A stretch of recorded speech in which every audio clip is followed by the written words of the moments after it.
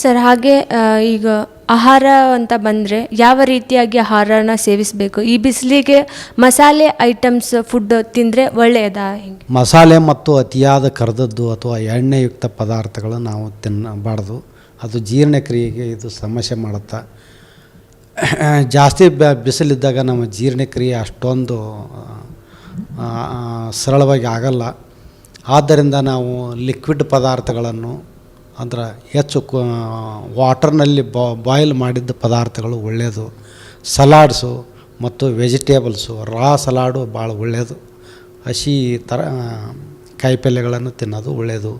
ಸೌತೆಕಾಯಿ, ಕ್ಯಾರೆಟು, ಈ ರೀತಿಯ ಕಾಯಿಪಲ್ಯಗಳನ್ನು ಹೆಚ್ಚೆಚ್ಚು ತಿನ್ನೋದು ಒಳ್ಳೆಯದು.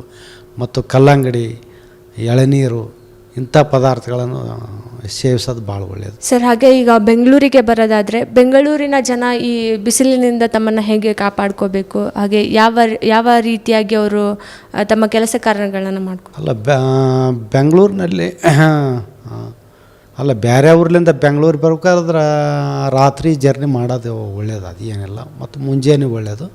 ಮಧ್ಯಾಹ್ನದಾಗ ಅಷ್ಟೇ ಭಾಳ ತೊಂದರೆ ಆಗುತ್ತೆ. ನೋಡಿದ್ರಲ್ಲ ವೀಕ್ಷಕರೇ, ಯಾವ್ಯಾವ ಪ್ಲೇಸಲ್ಲಿ ಯಾವ್ಯಾವ ಪ್ರದೇಶದಲ್ಲಿ ಎಷ್ಟೆಷ್ಟು ಪ್ರಮಾಣದಲ್ಲಿ ಬಿಸಿಲು ಹೆಚ್ಚಾಗಿದೆ, ಹಾಗೆ ಈ ಬಿಸಿಲಿನಿಂದ ಯಾವ ರೀತಿಯಾಗಿ ಕ್ರಮಗಳನ್ನು ತೆಗೆದುಕೊಳ್ಳಬೇಕು, ಹಾಗೆ ವೃದ್ಧರು ಮತ್ತು ಮಕ್ಕಳು, ಯುವಕರು ಯಾವ ರೀತಿಯಾಗಿ ತಮ್ಮ ಆಹಾರ ಮತ್ತು ಪಾನೀಯಗಳನ್ನು ಜೊತೆಗೆ ಚಪ್ಪಲಿಗಳನ್ನು ಸಹ ಧರಿಸಬೇಕು ಅನ್ನೋದನ್ನು ಸವಿವರವಾಗಿ ನಮ್ಮ ತಜ್ಞರು ತಿಳಿಸಿಕೊಟ್ರು.